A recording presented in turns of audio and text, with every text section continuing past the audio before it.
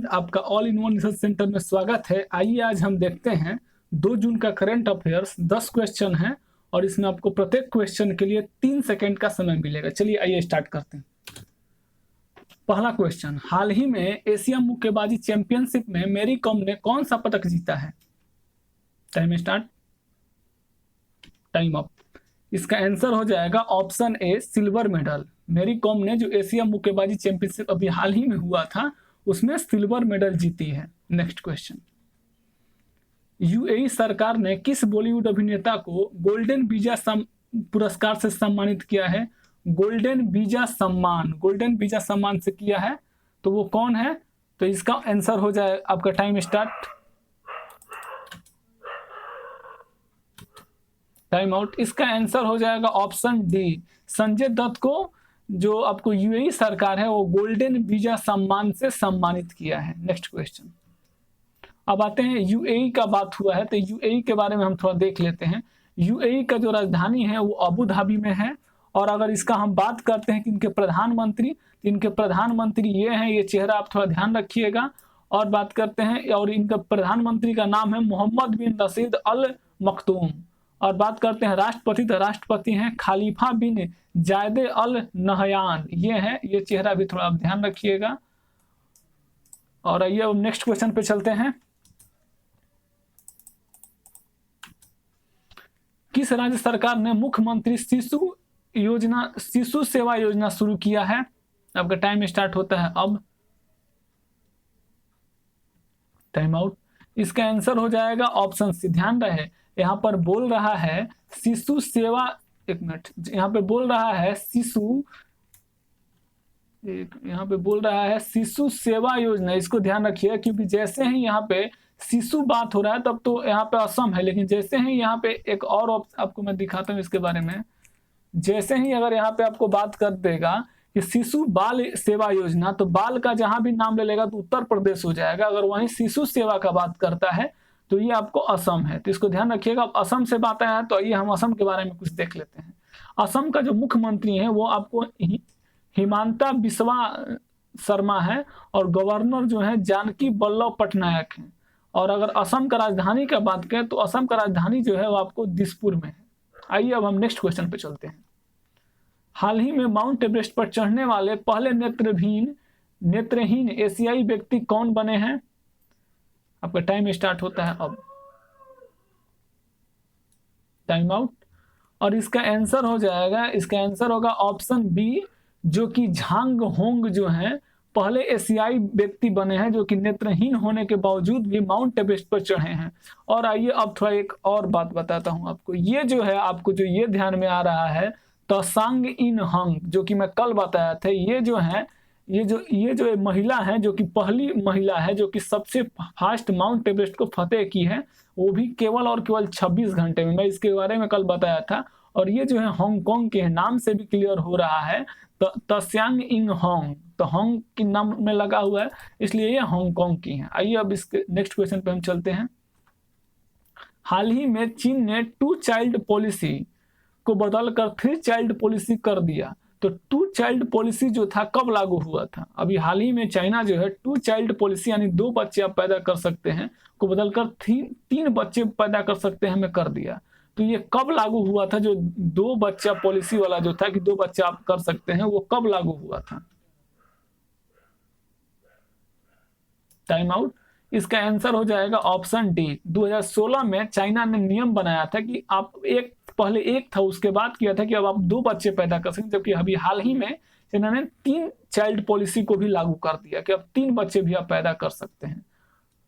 Next, प्रति वर्ष दूध दिवस कब मनाया जाता है? Time out. इसका हो जाएगा ऑप्शन सी, आंसर है 1 जून को प्रति वर्ष विश्व दूध दिवस मनाया जाता है, यानी वर्ल्ड मिल्क डे।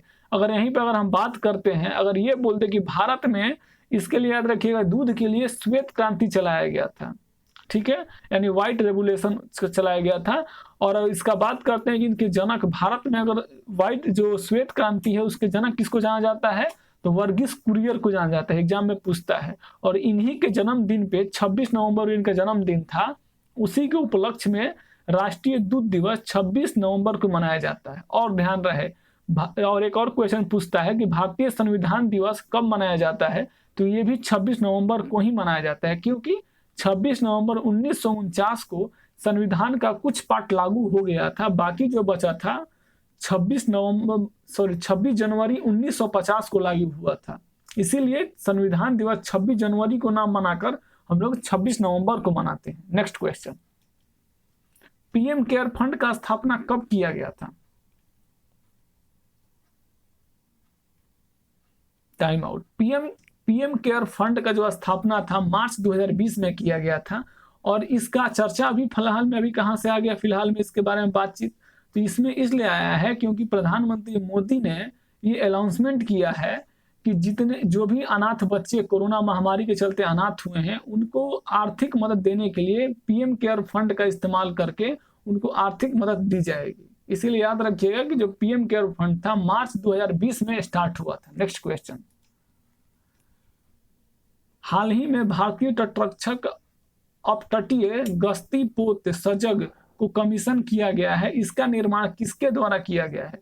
अभी देखिए बात करते हैं इसका सजग, जो सजग एक पोत है जो कि जो तटरक्षक है, यानी जो बोले कि आपका जो कोस्ट जो हम लोग का जो समुद्री एरिया है उसमें रक्षा करने के लिए, ताकि जो मुंबई में जो कसाब वाला मुंबई वाला हमला हुआ था ताज होटल पे वैसा ना हो, इसलिए सजग को किया गया है। और इसका जो अनाउंसमेंट है वो किए हैं एनएसए अजीत डोभाल यानी राष्ट्रीय सुरक्षा सलाहकार, वो किए हैं। तो इसका जो निर्माण था ये कहाँ हुआ था? Time out. इसका जो निर्माण हुआ था गोवा शिपयार्ड में हुआ था, गोवा शिपयार्ड लिमिटेड में इसका हुआ था। आइए अब इसके बारे में कुछ जान लेते हैं। एनएसए, अभी मैं बताया कि एनएसए यानी राष्ट्रीय सुरक्षा सलाहकार, तो इंग्लिश में होता है नेशनल सिक्योरिटी एजेंसी। अब यहाँ पे पुर्तगाल होगा, यहाँ पे गलती से यहाँ कुछ लिखा गया है, एक मिनट। हाँ ये जो है यहाँ पे गलती से यहाँ पे फुटबॉल लिखा गया है, यहाँ पुर्तगाल होना चाहिए, क्योंकि मैं कल भी बताया था कि गोवा जो था हम लोग का हिस्सा बनने से पहले पुर्तगाल का हिस्सा था। हम लोगों ने उसे 19 दिसंबर 1961 को भारत का हिस्सा बना लिया, और लेकिन इसको पूर्ण राज्य का दर्जा 30 मई 1987 को मिला था। इसीलिए हम कल भी बताए थे कि 30 मई को गोवा सेलिब्रेशन डे मनाया जाता है, और इसीलिए मनाया जाता है क्योंकि उसको पूर्ण राज्य का दर्जा जो था 30 मई को ही मिला था। अब बात करते हैं इसके सीएम का, तो इसके जो सीएम हैं वो आपको प्रमोद सावंत जी हैं। और अगर हम इसके जो सीएम जो है प्रमोद सावंत जी हैं, ये वाला चेहरा आप ध्यान रखिएगा। और इनके जो राज्यपाल हैं वो भगत सिंह कोसरिया हैं, और ये महाराष्ट्र के भी राज्यपाल हैं। और गोवा का राजधानी तो ये आपको पणजी में है। नेक्स्ट क्वेश्चन, बीते दिनों चर्चा में रहा भरतकर्णिका राष्ट्रीय उद्यान किस राज्य में है? Time out. इसका आंसर हो जाएगा ऑप्शन डी, भरतकर्णिका जो है उड़ीसा में है। और इसका चर्चा फिलहाल में इसलिए आ गया है क्योंकि यहाँ पे उड़ीसा में एक चक्रवात आया था जिसका नाम था यास, याद रखिएगा, पूछ सकते हैं चक्रवात का नाम, और इसी के चलते इसका चर्चा आ गया है। और अगर हम उड़ीसा का बात करें तो उड़ीसा के जो सीएम है वो नवीन पटनायक है, ये इनका चेहरा है, थोड़ा ध्यान रखिएगा। और अब बात करें इनके गवर्नर का तो गणेश लाल हैं, जो कि ये हैं, आप पिक्चर में देख